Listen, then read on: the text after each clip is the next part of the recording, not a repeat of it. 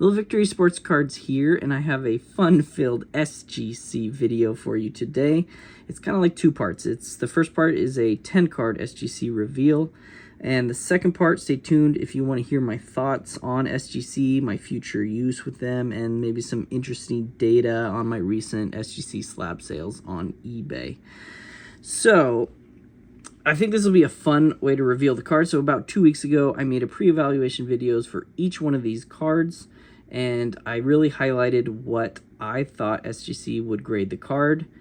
So what I will do is play a short clip of that pre-evaluation video for each card, and then right after that, I will play the results of the card. So you get that instant satisfaction of knowing how the card graded. So I've been really testing myself with SGC, figuring out how they grade lately, and, you know, getting confident in matching my pre-vals to the end results. So let's go ahead and see how I did. This card, I believe PSA would give a 9. There is a little factory line right here and a few marks right here. I think SGC will give it a 9.5. So I'm going for that. Number out of 10, Lillard. All right, that Lillard optic out of 10 got a 9.5, right where I thought it'd be. Such nice eye appeal to this card. I love that gold disco. So, nice start there, 9.5. Next up was a crack out. It was a Bill Walton gold refractor. It got a PSA 8, but it looks, I cracked it out and there's some little surface scratches, but the centering, oh, what a gorgeous card. I actually think SGC is going to give it a mint 9. I'd love to see it in that mint 9 slab. Numbered out of 25. All right, that numbered out of 25 Bill Walton gold refractor. I love this card. Got a 9.5. Very happy with that. Oh, I love the way the gold pops. This is 2006. You know, very nice bump. This was a PSA 8, so I'm pretty happy. I cracked it out and graded with SGC. Here's a Ray Lewis. The front is a Gem 10 all day. The centering, everything looks great. It had one mark on the edge. It's right here. A few little scratches. It was uncirculated too.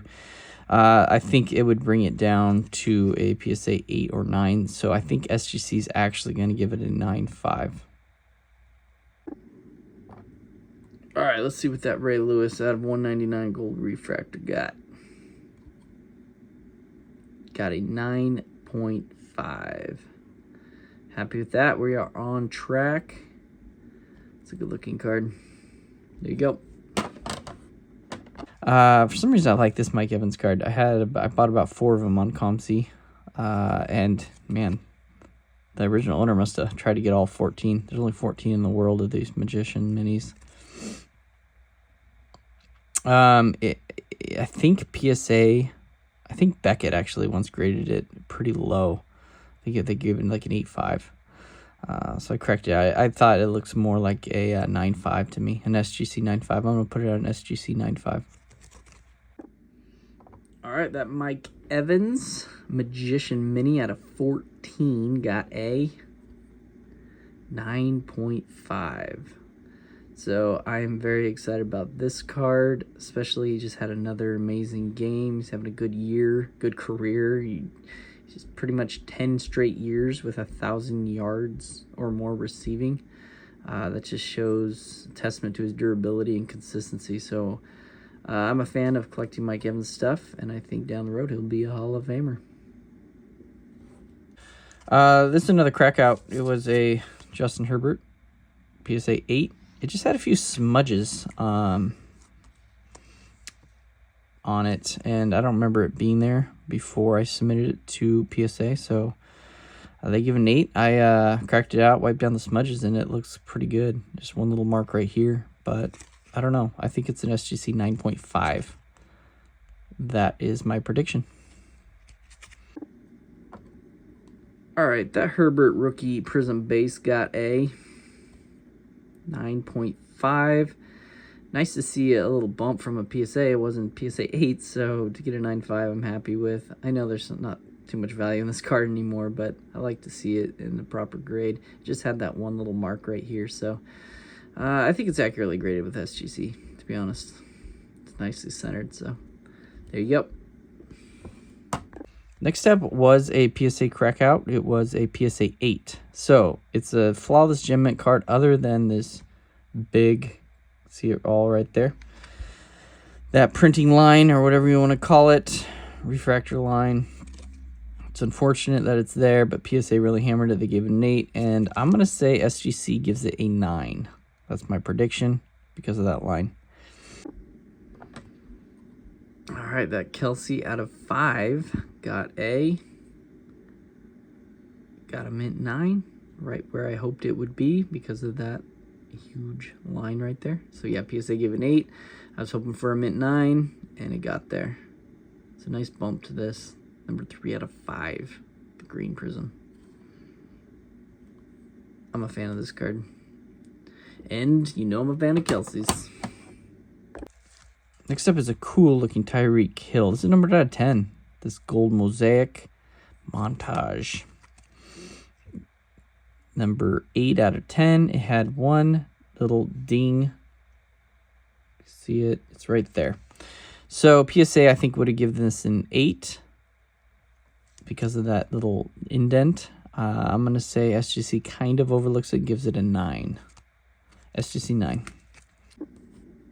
All right, we have that Tyreek Hill, another monster game for him. What a year. He's got to be breaking records. This is incredible. Anyway, the Cheetah got a 10. I'm really excited about this one. It's the gold prism out of mosaic, numbered out of 10. It's just an amazing card. Got this raw off eBay too. I'm not gonna lie, I think it's an overgrade by SGC, but I'm gonna take it. As I mentioned before, it had that little indent right there. See it? That's enough to at least bring it down to a 9. I was just hoping it would be a 9. I think it would have been a PSA 8. So, yeah, huge fan of this card, and thank you, SGC. Murray, PSA always hammers thick cards. It's really thick. Look at that. It's the Spectra Gold. He's in his Oklahoma uni, numbered out of 10. So the card looks pretty good. It's just the back 2 corners just have some like thicker card uplifting, if you know what I'm talking about. PSA would give this an 8. I'm going to say SGC gives it a 9. It's a good looking card. So SGC 9 on that one. All right, let's see how that Kyler Murray out of 10 did. Got a 9.5. It's a little higher than I was expecting. Good to see him. They got a good win against the Steelers this weekend, so it's nice to see him back playing. Happy with the grade. Light it up. This was an overpay. I bought it raw off eBay. I mean, it wouldn't have been if the condition was better, then it wouldn't have been an overpay. But it didn't look gradable through PSA. I think they would have given it an 8. It had 2 pretty noticeable surface lines, or surface scratches, actually, right here. Other than that, it looked pretty good. The corners on the back look good for being so dark. Numbered out of 10. 10 out of 10. So cool card. Nice start to his career, but I think SGC is going to give it a 9. That is my prediction.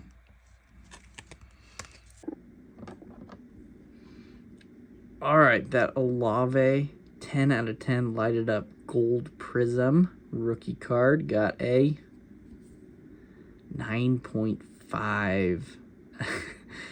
Oh, man. So, do you see those scratches right there? That's what I was concerned about. That's why I didn't send it with 2 PSA. But they only deducted 0.5 pretty much on this. So I am really happy about that. And wow, it does look really good in the tux. Look at that black on black. Look at that prism. Yeah, he's having a good year for the Saints, even though the Saints are struggling. But I think he'll be a good receiver for years to come.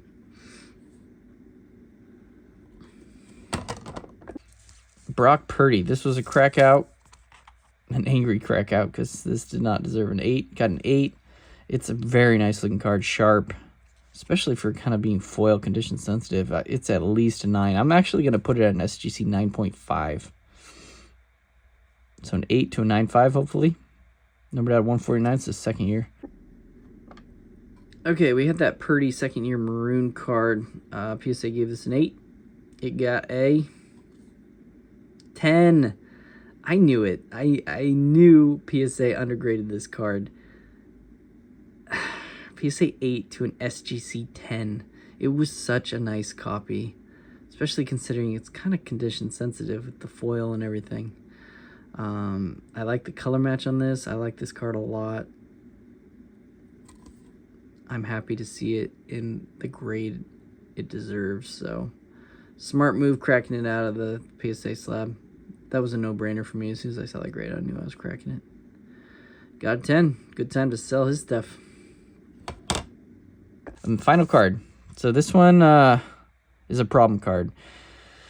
But I'm going to try to sneak this one by SGC. Hopefully. It's got one of those crescent moon dimples right here. Right there. You can kind of see it on his kind of forearm right here. But when I first bought it off eBay, raw, I got a great deal, by the way. It was like 16 bucks. I actually didn't notice it. I glanced at it and I put it in my grade to, PSA grade pile. But then when I went to look over the card again, I noticed it. So I don't know. I'm hoping SGC doesn't notice it. If they don't, man, it could be a 10, an SGC 10. But I'm going to go ahead and put it at a 9.5. I think they miss it. I just have this feeling. Let's hope. It's numbered at 10, this Elway, in his Stanford uni. Cool card.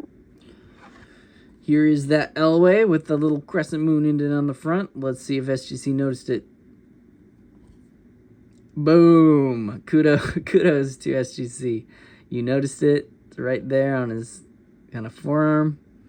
Correct grade.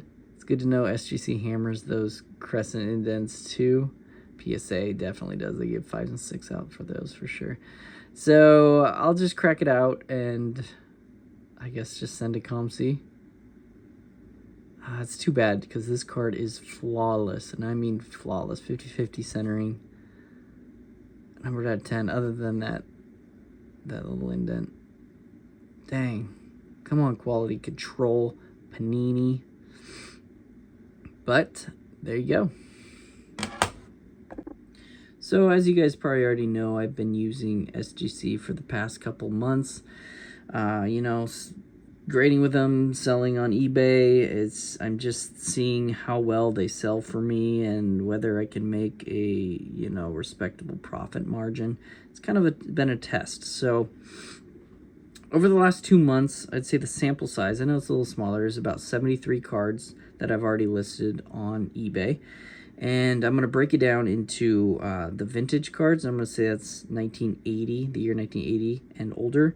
Modern, which is 1981 to, I'm going to say 2017. And then ultra modern, which is like 2018 till now. So out of those 73 cards, I had 28 of them were vintage. And in just 2 months, I've already sold 21 of those cards. So that's 75% sold. Of the modern, there were 19 of those cards, and I sold 10 of those. So that's about 52% sold on those. And the ultra modern, I had about 24 of those cards, and 9 have sold out of the 24. So that's 37% sold. So this tells me that vintage sells the best. I'm not shocked by that. And then modern, and then ultra modern. All this makes sense to me, as I believe SGC is the most accurate and consistent, and its overall quality of grading on vintage cards, not necessarily on ultra modern. I also crunched some numbers from the prices I sold each SGC slab on eBay, and I compared those numbers to what I believe they would have sold in a similar PSA grade to see if SGC cards do in fact sell for less than PSA. So here's what I found. Keep in mind that this is just a small modest sample size. So I found that the vintage sold for around 15% less, the modern sold for around 22% less, and the ultra modern sold for around 29% less. You know, that may seem like big numbers, but I'm actually okay with those numbers because of their turnaround times are so quick. You know, that keeps inventory flowing, selling, moving out the door, and new slabs coming into my eBay store. But there are still rules to when I will be using SGC. So I'm going to go over those rules right now. So here are my rules of when I will still use SGC. So I will use them on thicker cards, mem cards. We all know that PSA hammers them more than other grading companies. SGC is pretty lenient compared to the other companies. Next up, vintage cards. I wouldn't hesitate to send vintage cards to them. They're consistent, and their resale value is fairly comparable to PSA compared to the modern and ultra modern. Next, I would send in cards I believe PSA would give a little lower, like a mint 9 or an 8 or a 7. It's my opinion that SGC grades newer modern and ultra modern cards a full grade or 1.5 grade higher than PSA. I think the proof is in my reveals, this reveal I just did. And also, I have no problem sending in cards that are centered but with minor corner wear or minor surface flaws. Proof is in that Tyreek Hill, that little indent, minor surface flaws. I feel SGC overlooks them, particularly on newer modern and ultra modern cards. So there you go. So let's get into when not to use SGC. So here are my rules of when I would not be using SGC. The first one is, I think if your card honestly looks like it would grade a perfect PSA Gem Mint 10, then I would just send it to PSA. You're going to have added value, nice resale, be quick to sell. Secondly, if your newer modern card is off center, you know, I would think twice before sending it, because SGC is actually pretty strict on centering, more so than PSA.